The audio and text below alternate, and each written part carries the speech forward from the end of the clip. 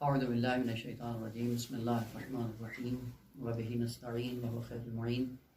سلسلہ کلام ہمارا سیرہ تربیتی انبیاء کے عنوان سے جاری تھا۔ حضرت آدم علیہ السلام کی داستان کے بعد جناب شیث علیہ السلام کو اختصار کے ساتھ بیان کیا تھا، اور آج حضرت ادریس علیہ السلام کے عنوان سے سلسلہ کلام جاری رہے گا۔ جیسا کہ جانتے ہیں حضرت ادریس اور حضرت شیث علیہ السلام کے عنوان سے کافی فاصلہ ہے، اور پھر حضرت ادریس سے لے کر جناب نوح علیہ السلام کے زمانے تک بھی کافی فاصلہ ہے۔ حضرت ادریس نام کے اعتبار سے ان کو ادریس کا جو لقب دیا گیا ہے اس کی ایک وجہ، البتہ ممکن ہے وہ علت تامہ ہو یا نہ ہو، باقی روایات کے اندر موجود ہے، وہ یہ تھا کہ حضرت شیث علیہ السلام پر جو 50 صحیفے نازل ہوئے تھے مختلف بشریت کی ضروریات کے مطابق، ان صحیفوں کی تدریس کیا کرتے تھے، اور یہ تدریس کا سلسلہ ان کا جاری اور ساری تھا۔ اس عنوان سے ان کو جناب ادریس کہا جاتا تھا، تدریس سے۔ البتہ تعلیم اور تدریس میں ایک ظریف سا فرق ہے کہ کہیں پہ کلمہ تعلیم استعمال ہوتا ہے اور کہیں پہ تدریس۔ تعلیم وہاں پہ استعمال کیا جاتا ہے کہ جب کوئی متعلم فیض علم کو بغیر کسی واسطے کے معلم سے لے، وہاں پہ یہ کلمہ تعلیم استعمال ہوتا ہے، یعنی متعلم اور معلم کے درمیان جب کوئی واسطہ نہ ہو اور معلم اپنا فیض اس متعلم کو دے رہا ہو اور متعلم وہ فیض معلم سے لے رہا ہو، وہاں پہ کلمہ تعلیم استعمال کیا جاتا ہے۔ لیکن ہم کلمہ تعلیم کو پھر اپنے عرف عام میں ہر جگہ استعمال کرنے کی کوشش کرتے ہیں، اور اسی سے ہی ہم مانوس ہیں۔ اور تدریس اس کے درمیان بلا واسطہ کی شرط نہیں ہے، وہی فیض علم جو انسان لیتا ہے ممکن ہے بلا واسطہ ہو، ممکن ہے مع الواسطہ ہو، یعنی تدریس عمومیت پر دلالت کرتا ہے، جبکہ تعلیم کے اندر یہ دائرہ محدود ہے۔ فرق دوم یہ کہ تعلیم میں متعلم کبھی بھی کمالات کی دنیا میں معلم سے بالاتر نہیں ہو سکتا، جتنا بھی کمالات طے کرتا چلا جائے متعلم کبھی بھی منزل کمال میں معلم سے آگے نہیں نکل سکتا، جبکہ تدریس میں یہ چیز شرط نہیں ہے۔ تدریس میں وہ کمالات جو متعلم لے رہا ہوتا ہے ممکن ایک زمانے میں جس استاد سے لے رہا ہوتا ہے کمالات کی دنیا میں اسے کہیں آگے نکل جائے۔ پس تدریس میں یہ نقطہ موجود ہے کہ پڑھنے والا ممکن ہے کمالات کی دنیا میں اپنے استاد کو پیچھے چھوڑ کر آگے نکل جائے۔ اس لیے خالق کائنات نے جو معیار قرار دیا تھا خلافت کا وہ تعلیم تھا، یعنی جو بھی انسانی پیکر میں آتا ہے اور خداوند عالم کے صفات کا مظہر بنتا ہے اور خلیفہ خدا کہلاتا ہے، اس کے لیے تعلیم کا ہونا ضروری ہے۔ وَعَلَّمَ آدَمَ الْأَسْمَاءَ كُلَّهَا، تعلیم دی خدا نے، اور یہی تعلیم ہی سبب بنا تھا ان کی خلافت کا۔ اور یہ تعلیم کا کلمہ بتا رہا ہے کہ آدم کا رابطہ خالق کائنات کے ساتھ بلا واسطہ تھا، بیچ میں ملائک واسطہ نہیں تھے، بلکہ ملائک بھی آدم کے توسط سے خالق کائنات سے تعلیم لے رہے ہیں، اسی وجہ سے وہ خلافت کے حقدار بھی بنے۔ جناب ادریس علیہ السلام چونکہ ان صحائف کا ہمیشہ کے ساتھ اور پوری زندگی میں انہوں نے یہ کام کیا، انہی کی تدریس میں مشغول رہے، جو بشریت کی ضروریات تھیں ہر شعبے میں، اب وہ کھیتی باڑی ہو، نظام تعلیم ہو، نظام سیاست ہو، نظام اقتصاد ہو، نظام تربیت ہو، یا نظام ظلم اور بربریت کے خلاف آواز کو بلند کرنا، ان تمام شعبوں میں جناب ادریس علیہ السلام ہمہ وقت اور ہمتن اس ذمہ داری کے اندر مشغول تھے اور مصروف تھے، اس وجہ سے ان کو ادریس کہا جاتا ہے۔ دوسرا ایک عنوان ذکر کیا جاتا ہے حضرت ادریس علیہ السلام کے عنوان سے کہ سب سے پہلا وہ بشر جس نے قلم کے ذریعے لکھنا شروع کیا تھا وہ جناب ادریس علیہ السلام ہے۔ یہ بھی روایات کے اندر ملتا ہے کہ سب سے پہلا وہ شخص جس نے قلم کے ذریعے تعلیم کا آغاز کیا وہ جناب ادریس علیہ السلام ہے. البتہ روایات کے باب میں موجود ہے، تحقیق آپ کر سکتے ہیں. صحت و سقم کے ابھی صدد میں نہیں ہے کیا یہ بات صحیح ہے اپنی جگہ پہ یا نہیں ہے.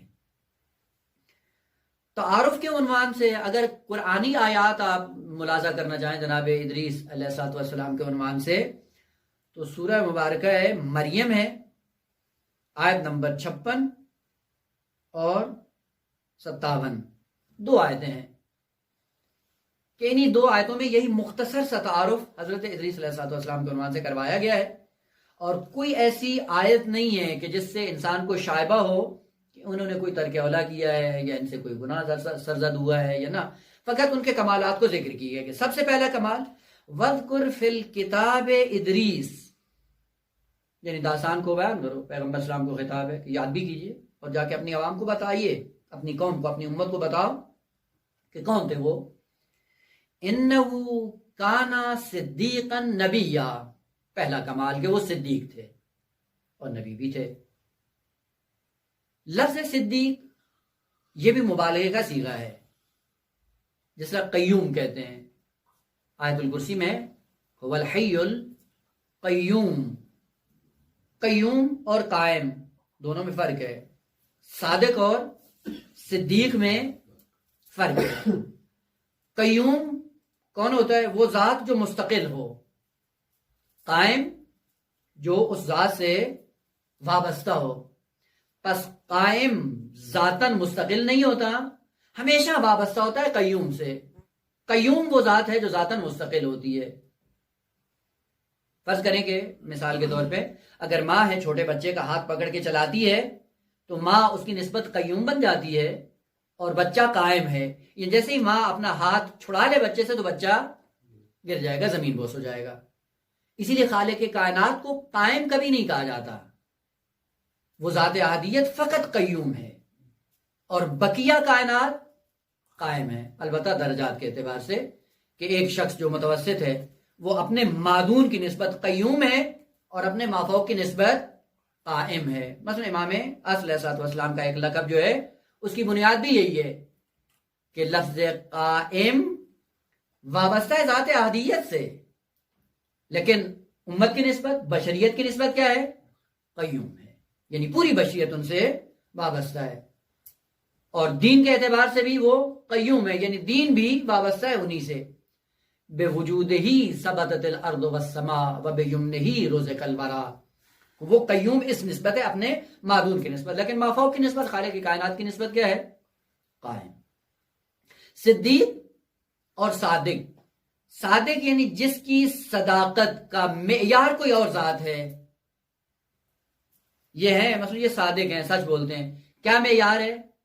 البتہ یہ ذہن میں رہے کہ لفظ صداقت، صدق، صدیق، صدقہ، تصدق، مصدق یہ ایک ہی خاندان کے لفظ ہیں. صدق کے پیچھے حقیقت کا ہونا ضروری ہے.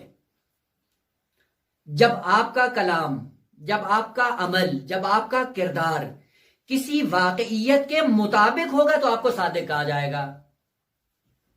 پس صادق وہ ہوتا ہے کہ جس کا قول و فعل و عمل و سیرت کسی حقیقت کے مطابق ہوں. جب اس کے مطابق ہوگی اس کو صادق کہا جائے گا. اور جس حقیقت کے مطابق آپ کا عمل ہو، آپ کو صادق کہا جاتا ہے تو اس حقیقت کو کیا کہا جائے گا؟ وہ صدیق کہا جائے گا. صدیق وہ معیار ہے دوسروں کی سچائی کا، دوسروں کی امانت داری کا، دوسروں کی دینداری کا. پس صداقت کے لیے جو حقیقت اور واقعیت جس کے مطابق ہمیں اپنی زندگی کو ڈھالنا ہے وہ حقیقت صدیق کہلاتی ہے. اب صدیق کے مصادیق متعدد ہیں. جب اپنی امت میں ایک اللہ کا نبی آتا ہے وہ صدیق بن کر آتا ہے، کیونکہ پوری امت کے اعمال کا معیار کون ہے؟ وہی نبی. اسی نبی کی سیرت اسی امت کے لیے معیار ہے. پس صدیق وہ ہے جو دوسروں کی حقیقت اور واقعیت اور راستگوئی اور امانت داری اور پوری دینداری کا جو معیار ہو اسے صدیق کہا جاتا ہے. اور ضروری نہیں ہے کہ یہی جناب ادریس علیہ السلام منحصر بے فرد ہونا، یہ سلسلہ جاری ہے. اور آپ کو پتہ ہے کہ یہ کمالات ان کے اندر درجہ بندی ہے.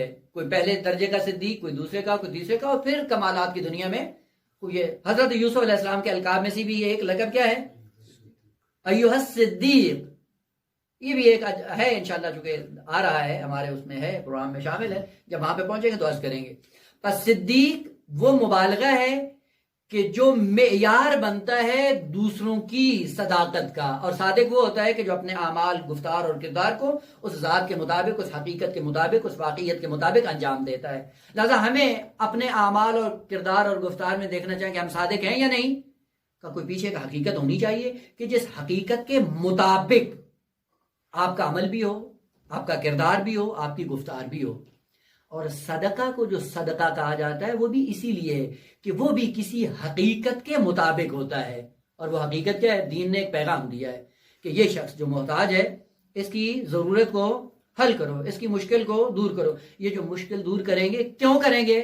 کہ یہی مشکل کا حل کرنا ایک حقیقت ہے پیچھے جہاں پہ آپ کو پہنچانا چاہتے ہیں. اور جب تک یہ عمل آپ سے سرزد نہ ہو، اس حقیقت سے آپ منسلک نہیں ہو سکتے ہیں. وہ کمالات، وہ واقعیات، وہ حقائق، ان تک جانے کے لیے یہ عمل دینا، یہ عمل انجام دینا آپ کے لیے بہت ضروری ہے. وہ یہ پہلا کمال جناب ادریس علیہ السلام کے لیے خالق کائنات نے کہا وہ صدیق تھے. یعنی اپنی امت کے درمیان معیار تھے حق و باطل کا. جو ان کی سیرت کے ساتھ ملتا رہے گا وہ صداقت سے برخوردار ہوگا، اور جو ان کے اپوزٹ ہوگا وہ حقیقت سے دور ہوتا چلا جائے گا. دوسرا کلمہ جو ہے ان کے لیے نبی ہے. البتہ نبی یہ عقائد کی بات ہے کہ لفظ نبی یا نبوت یہ آیا درجہ کمالی ہے بشریت کے لیے، یا نہ کمالات کے سائے میں ایک ذمہ داری ملتی ہے ایک شخص کو کہ اس ذمہ داری کے بلبوتے پہ پھر وہ دین کی تبلیغ بھی کرتا ہے، دین کے اندر مشکلات جو رونما ہوتی ہیں ان کو بھی برداشت کرتا ہے. کلمہ نبی یا مقام نبوت وہ ذمہ داری ہے جو صاحب کمال کے کندھے پہ رکھی جاتی ہے. یعنی کمال کے سائے میں یہ ذمہ داری ملتی ہے. یعنی ہر انسان کو یہ ذمہ داری بھی نہیں ملتی. جو صاحب کمال ہوتا ہے اس کو یہ ذمہ داری دی جاتی ہے، اگرچہ یہ ذمہ داری کمال کا حصہ نہیں ہوتی. ملتی صاحب کمال کو ہے ذمہ داری، لیکن خود کمال نہیں ہے. مقام صداقت اور مقام صدیق، اور دوسرا مقام نبوت. دوسری آیت وَرَفَعْنَاهُ مَكَانًا عَلِيًّا، ہم نے ان کو رفعت عطا کی، اتنا بلند کیا کہ مکان علی تک جا پہنچے. ہم جب اردو میں معنی کرتے ہیں تو کیا ہوتا ہے؟ رفعناہ کا معنی کیا ہوگا؟ ہم نے ان کو بلند کیا. علو یا علی کلمہ استعمال کرتے وہ بھی کیا ہے؟ بلند کیا. بلند اردو میں ہمارے پاس کوئی کلمہ نہیں ہے، لیکن یہ عربی کی خصوصیت ہے کہ ہر ایک کلمے کے پیچھے ایک حقیقت ہوتی ہے، اور ہر کلمے کا خاص انتخاب ہوتا ہے، اور خاص انتخاب کے بعد اس کلمے کا استعمال کیا جاتا ہے. رفعت بھی بلندی ہے، علو بھی بلندی ہے، لیکن اس فرق کے ساتھ کہ ایک وہ بلندی ہے جو ذاتاً بلند ہے، اس کے اندر پستی اور سفل کا تصور نہیں ہے، انحطاط کا تصور نہیں ہے، نچلا پن اس کے اندر نہیں ہے. جب سے ہے اسی بلندی پہ ہے، نیچے نہیں آتی. اگر یہ مقام ہو اس کو عربی میں علو کہا جاتا ہے. علو وہ بلندی ہے جس کے اندر سفل، پستی اور انحطاط کا تصور نہیں پایا جاتا. رفعت کیا ہے؟ وہ بلندی ہے جو پستی کے بعد انسان کو نصیب ہوتی ہے. لہذا خالق کائنات کے لیے آپ جا کر پورے قرآن میں دیکھیں، لفظ علی بصورت مطلق خدا کے لیے استعمال ہوا ہے، هو العلی العظیم، علی، لیکن الرفیع مطلق طور پہ خالق کائنات کے لیے استعمال نہیں ہوا ہے. یعنی آپ خدا کے اسماء میں سے اگر آپ لفظ الرفیع استعمال کرنا چاہیں درست نہیں ہے. رفیع کون ہوتا ہے؟ جو پستی سے بلندی پہ جا پہنچے. تو معاذ اللہ خداوند عالم کے لیے کوئی پستی نہیں تھی کہ پستی کو چھوڑ کر بلندی پہ جا پہنچاؤ. اور جب بھی قرآن نے یا دعاؤں میں یا حدیثوں کے اندر یہ کلمہ استعمال ہوا ہے خالق کائنات کی نسبت، تو کیا ہوتا ہے؟ یا رفیع الدرجات، یعنی کلمہ مقید استعمال ہوتا ہے. یعنی وہ دوسروں کو بلند کرتا ہے، وہ دوسروں کو وہ بلند کرتا ہے جو خود بلندی پہ ہو. لہذا رفعت وہ جو پستی کے بعد آتی ہے، اور خالق کائنات نے کہا ایک مقام ہے علو، اس مقام علو تک وہی جا سکتا ہے جو رفیع ہو. اور رفیع کلمہ بتاتا ہے کہ ایک درجہ ایسا ہے انحطاط کا جہاں پہ اس کو رکھا جاتا ہے، اور وہاں سے اٹھا کر انسان جب اپنے کمال اور اختیار سے اوپر آتا ہے رفیع بن جاتا ہے. اس لیے خالق کائنات نے اس انسان کے لیے کہا لقد خلقنا الانسان فی احسن تقویم ثم رددناہ اسفل سافلین. احسن تقویم میں خلق کر کے رکھا کہاں پہ ہے؟ کائنات کا جو پائن ترین اور پسترین اور اسفل سافلین کا جو مقام تھا وہاں پہ رکھ دیا. اور یہاں سے رکھنے کے بعد کیا کہا کہ اب ایسا ایسا اپنے آپ کو بلندی کی طرف لے کے آؤ، اعلیٰ علیین کی طرف بڑھ. تو جتنا اعلیٰ علیین کی طرف یہ بڑھتا چلا جائے گا اتنا اس کے اندر رفعت آتی چلی جائے گی، اور ایک زمانہ ایسا آئے گا کہ یہ تمام کمالات کو جب طے کر لے گا وہ مقام علو سے ہمکنار ہو جائے گا. اگر علو وہ بلندی ذاتی ہے تو یہ خاصہ ہے فقط ذات احدیت کا کہ وہ ہمیشہ بلند ہے، اس کے اندر پستی کا کوئی تصور نہیں ہے. جو بھی اس ذات سے منسلک ہوتا رہے گا وہ بھی مقام علو پہ پہنچتا چلا جائے گا. اس لیے حق اور باطل کی جب بات آئی تو کیا کہا کہ کلمہ باطل کیا ہے؟ یہ سفلا پائن ترین. اور جب اپنی بات آئی کلمت اللہ کیا ہے؟ ہی العلیاء. یعنی اگر کلمات بھی خدا سے وابستہ ہو جائیں مقام علو پہ پہنچتے ہیں. حضرت عیسیٰ کے اندر جو بلندی آئی وہ بھی اس وجہ سے کہ کلمت اللہ ہے، یعنی خدا سے وابستہ ہے. اور ہم ذہنوں میں لفظ کلمہ جب آتا ہے تو ذہن میں کیا ہوتا ہے کہ شاید کوئی وہی حروف تہجی کے حروف ہیں جن کو آپس میں بنا کر کلمہ بنا دیا جاتا ہے نا. یہ بھی علامت ہے، کلمہ بھی علامت ہوتا ہے. مثلا آپ نے ایک لفظ لکھا، وہ لفظ کیا ہے؟ کلمہ ہے. یہ کلمہ کیا ہے؟ علامت بنتا ہے کسی حقیقت کے لیے. تو جو حقیقت بنتا ہے کسی ذات کا پتہ بتاتا ہے اس کو عربی میں کلمہ کہا جاتا ہے. آپ نے لکھا پانی، لفظ پانی کیا ہے؟ کلمہ. وہ یہ سن کر کہاں جاتے ہیں؟ آپ کا ذہن کہاں منتقل ہوتا ہے؟ ایک حقیقت کی طرف آپ منتقل ہوتے ہیں. تو یہ لفظ پانی جو ایک حقیقت کی طرف آپ کو لے کے جا رہا ہے یہ اس حقیقت کی نسبت کلمہ ہے. اس اعتبار سے جو پوری ذات احدیت کا پتہ بتاتا ہے وہ کلمت اللہ نہیں ہوتا. حضرت عیسیٰ علیہ السلام کو کلمت اللہ کہا جاتا ہے، یعنی اپنے ذات میں، اپنے وجود میں، اپنے اعمال اور کردار اور گفتار میں ہمیشہ پتہ بتاتا ہے خالق کائنات کا، اس لیے وہ کلمت اللہ ہے. اور ان کے اندر بلندی کب آتی؟ جب خدا سے وابستہ ہوتے ہیں. پس وہ بلندی جو ذاتی ہے وہ فقط اور فقط ذات خدا کے اندر ہے. البتہ جو بھی موجود اس خالق کائنات سے مرتبط ہوتا رہے گا ویسے ویسے بلند ہوتا رہے گا. سوال حضرت ادریس علیہ السلام میں یہ رفعت اور بلندی کس طرح سے آئی، اور اس بلندی اور رفعت اور علو اور مقام صدیق پہ کیسے پہنچے؟ کون سا سبب تھا جس کی بنیاد پہ حضرت ادریس علیہ السلام اس مقام پہ پہنچے اور قرآن میں ان کا تعارف آیا کہ یہ صدیق بھی ہیں، نبی بھی ہیں، رفیع بھی ہیں، علی بھی ہیں. مکان علی تک ہم نے پہنچا دیا ان کو. کیا وجہ کیا تھی؟ وہ رشتہ دار تھے معاذ اللہ خالق کے کائنات کے، اور خدا نے رشتہ داری کو نبھانے کے لیے جو ہمارے ہاں ہوتا ہے اقربا پروری کرتے ہوئے جب بذل و بخشش کی بات آتی ہے تو اقربا کو مقدم کرتے ہیں، صلاحیتوں کو دیکھتے نہیں ہیں، فضیلتوں کو دیکھتے نہیں ہیں، کمالات کو دیکھتے نہیں ہیں. وہ صرف یہ ہے کہ ہمارا رشتہ دار ہے جی، اس لیے ان کی مشکلات بھی حل کرو، ان کی ضروریات بھی پورا کرو. لیکن خالق کے کائنات کا نظام ایسا نہیں ہے. کیوں اس مقام پہ وہ پہنچے؟ وہ خصوصیت جو حضرت ادریس علیہ السلام میں موجود تھی وہ یہ تھی. پہلے بھی عرض کیا تھا کہ قابیل نے اپنی نسل اور اپنی اولاد کے بعد دائرہ دین کو محدود کر دیا تھا، اور اتنی محدودیت کی کہ جناب شیخ کو بھی مبسوط الید ہونے نہیں دیا، مکہ کی سرزمین سے اس کو باہر نہیں آنے دیا، اور تحدید بھی کی، دھمکی بھی دی، خبردار اگر تم نے دین کا پیغام یہاں سے اگر باہر تم نے کیا تو تمہیں بھی قتل کر دیا، انجام تمہارے سامنے حابیل کا رہنا چاہیے، ڈرا دیا. اور نہ فقط یہ ڈرایا، جناب شیخ علیہ السلام جب دنیا سے گئے اور حضرت ادریس علیہ السلام کے زمانے تک اس نے باطل کا وہ پرچار کر دیا تھا کہ فقط اسی کا نظام چلتا تھا، نظام طاغوت. اور اس وقت جتنے بھی یہ نبی زادے تھے، جو نسل تھی حضرت آدم علیہ السلام کی جناب شیخ سے جو چلتی تھی، ہمیشہ خوف اور ڈر کے عالم میں زندگی بسر کرتی تھی. ان کے مقابلے میں ہم آ سکتے ہیں، رعب اور دبدبہ اس کا اتنا تھا. جس طرح آج بھی آپ دیکھتے ہیں کہ آج بھی جو ہمارے صاحبان عقل ہیں وہ دیکھ رہے ہوتے ہیں جی امریکہ سے ٹکر لینا کوئی عام آدمی کا کام ہے. وہ اس کے پاس اتنی ٹیکنالوجی، اتنا اسلحہ، اتنا وہ فارورڈ، پتہ نہیں کیا اور کیا، آپ اس کے خلاف بات کرتے ہو. بالکل وہی ہے. یہ تاریخ تو دہرائی جاتی ہے لیکن نمونے بدلتے رہتے ہیں. اس کا رعب اور دبدبہ اتنا تھا کہ جب حضرت ادریس علیہ السلام مبعوث ہوتے ہیں مقام نبوت پہ، اب ان کے لیے بھی وہی خفقان کا عالم، تقیے کا عالم، ڈر اور خوف اتنا تھا کہ دین کی پرچار کرنا جناب ادریس علیہ السلام کے لیے مشکل ہو گئی تھی. لیکن حکم خداوندی تھا کہ مقام رفعت، مقام علو، مقام صدیق اور مقام نبی اس کام کو انجام دیے بغیر آپ کو نہیں مل سکتا. اور وہ کیا ہے کہ جب بھی آپ باطل کے سامنے آ کر ڈٹیں گے نہیں، آپ اس مقام پہ نہیں آ سکتے.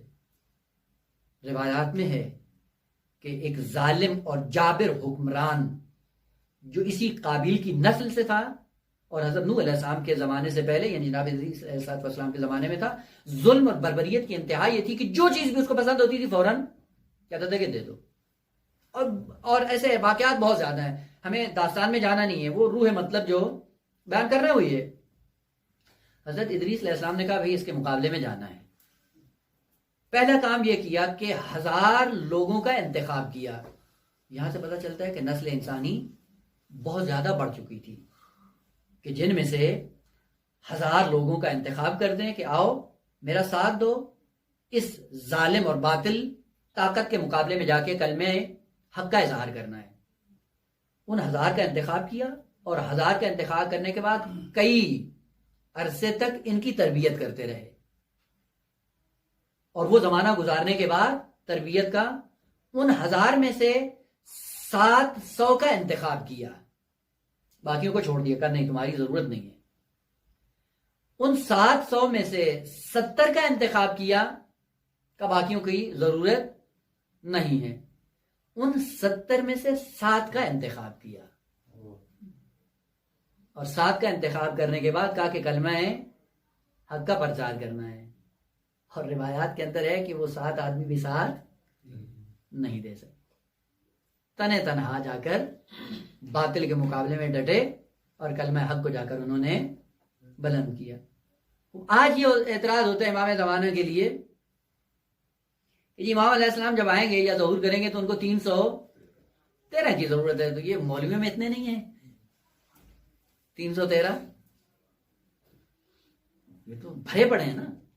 پھر امام کیوں نہیں آتے؟ 313 موجود ہے ہی نہیں ہے، کوئی ہے 313 کیا 3 لاکھ کے قریب ہوں گے. ان میں دیکھیں بعض مذاہب کو یا بعض ادیان کو بدنام کرنے کا بہترین ذریعہ ہوتا ہے، اور وہ کیا ہے؟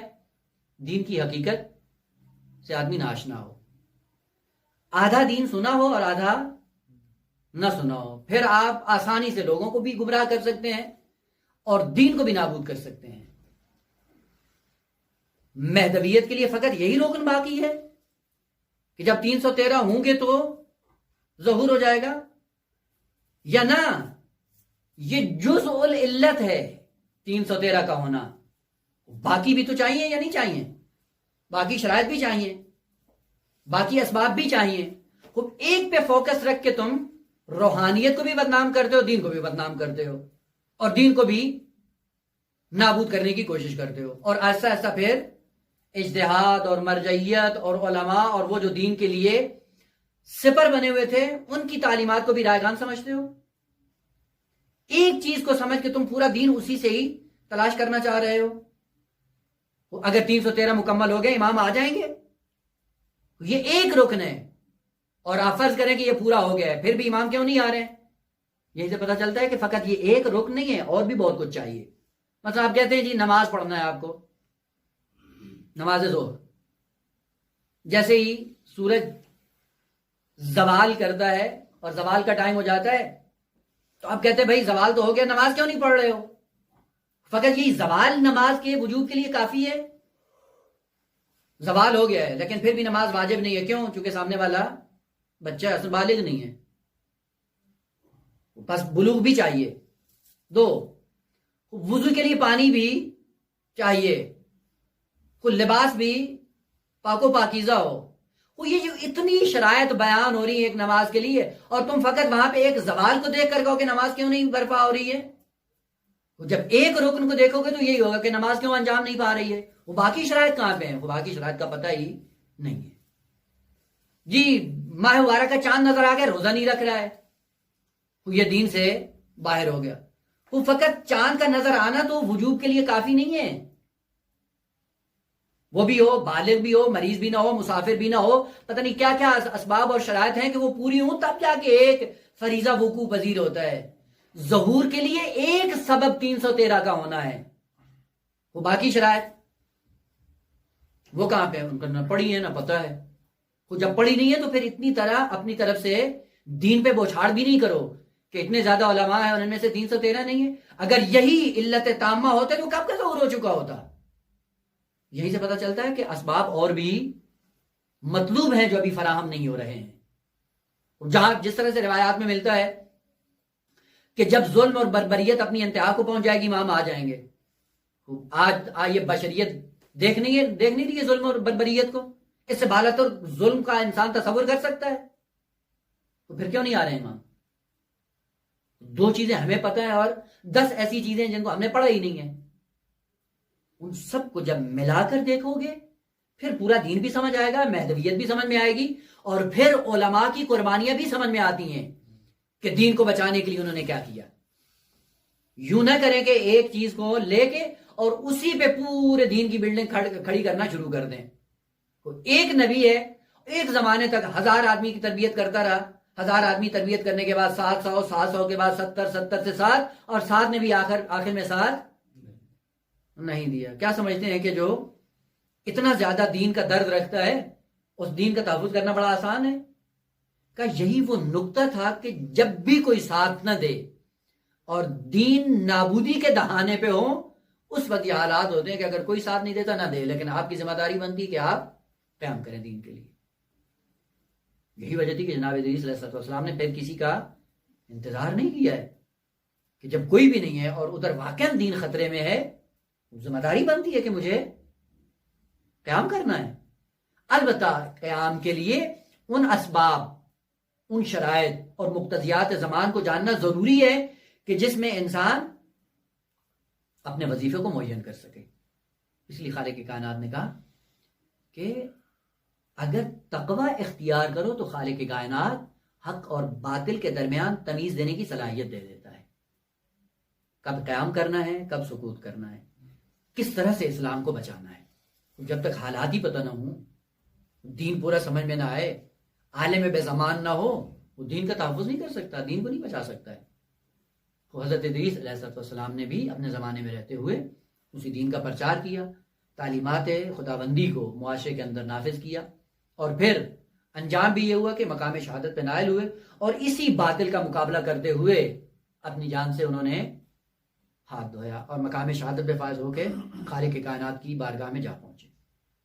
کیونکہ زیادہ معلومات روایات کے اندر اس نبی کے عنوان سے موجود نہیں ہے، فقط یہی 4 کلمے جو قرآن میں موجود تھے، انہی سے ان کی پوری شخصیت کا تعارف کروایا گیا ہے، اور وہی پزل جو مکمل ہونی تھی، وہ مکمل تصویر پیغمبر اسلام کی، جس کا دوسرا پہلو تھا وہ ایک صفت اللہ، دوسرا ہیبت اللہ، اور یہاں پہ 3 اور پیغمبر اسلام کی تصویر کے رخ مکمل کیے جناب ادریس علیہ السلام نے۔ ان میں کیا تھا؟ رفعت، صداقت، علو۔ یہ 3 پہلو اس تصویر کے اپنی پوری زندگی میں مکمل کر کے پیغمبر خاتم کا وہ چہرہ اپنی امت کے درمیان نمایاں کر کے دنیا سے چلے گئے۔ اب اس کے بعد جس کو رفعت دیکھنا ہو کردار حضرت ادریس کو دیکھے، جس کو علو دیکھنا ہو ان کی زندگی کو دیکھو، جس نے معیار عمل و کردار و گفتار دیکھنا ہو جناب ادریس کی سیرت کو دیکھے۔ اور یہ وہ 3 کمالات تھے کہ جن کو جناب ادریس علیہ السلام نے جامع عملی پہنایا، اور جامع عملی پہنا کر پیغمبر خاتم کی تصویر کے 3 رخ بیان کر کے اپنی امت کے اندر اسی پیغمبر خاتم کا تعارف کروا کے دنیا سے چلے گئے۔ ابھی تک جو پیغمبر اسلام کی تصویر کا جو خاکہ اس وقت سامنے آیا ہے وہ 5 کمالات پر مشتمل ہے: صفت اللہ، ہیبت اللہ، مقام رفعت، مقام صدیق اور مقام علو۔ ان 5 کمالات کو اگر پیغمبر اسلام کو دیکھنا چاہتے ہو، ان 3 انبیاء کی سیرت تو دیکھ لو، 5 کمالات آپ کو سمجھ آ جائیں گے۔ بس 3 انبیاء نے کتنے سال تک کوشش کی کہ یہ 5 کمال ظاہر ہوں پیغمبر اسلام کے؟ 930 سال جناب آدم علیہ السلام نے، 1000 سے زائد سال جناب شیث علیہ السلام نے، اور 700 کچھ سال جناب ادریس علیہ السلام نے زندگی کے گزارے، اور اتنے عرصے پر محیط 3 انبیاء کا زمانہ فقط اور فقط پیغمبر اسلام کے 5 کمالات کو ظاہر کر سکا۔ ان 5 کمالات کو ظاہر کرنے کے بعد اپنی ذمہ داری انہوں نے انجام دی، اور ذمہ داری انجام دے کر دنیا سے چلے گئے۔ سلسلہ کلام جاری ہے، انشاءاللہ بعد میں مطالعہ کے لیے حضرت نوح علیہ السلام کے عنوان سے ذرا بحث تفصیلی ہوگی کہ آپ اس بات سے بھی نظر رکھیں۔ الحمدللہ۔